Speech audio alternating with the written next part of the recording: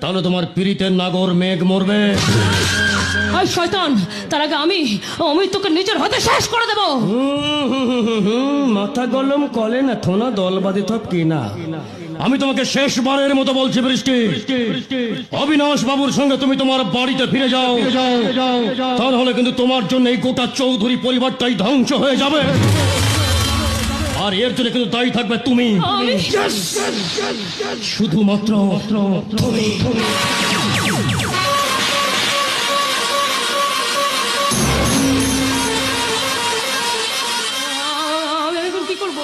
কি করবো আমি? ওগো ঈশ্বর, তুমি আমাকে বলো ঠাকুর, তুমি আমাকে কি পরীক্ষায় ফেললে? না না না, ওই জানোয়ারটাকে দিতে কোনো বিশ্বাস নেই। ওই জানোয়ারটা যে কোনো মুহূর্তে যা খুশি করতে পারে মেঘের। না না না না, আমি তো বেঁচে আছি। আমি বেঁচে থাকতে মেঘের কোনো ক্ষতি হতে আমি দেবো না, দেবো না আমি। দাঁড়াও, বড়োর সাথে তোমার কিসের সম্পর্ক? ও আজ তোমার ঘরে এসেছিল কেন? মেঘ, তুমি শোনো শোনো শোনো শোনো, একটু শোনো, তুমি একটু একটু একটু ধৈর্য ধরো, শোনো। মানে কি হয়েছে জানো তো, একটা কথা ছিল, আমি তোমাকে বলিনি না, মানে বলতে পারিনি।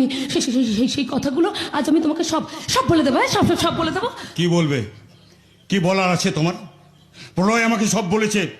একটা থার্ড ক্লাস চরিত্রহীন মেয়ে।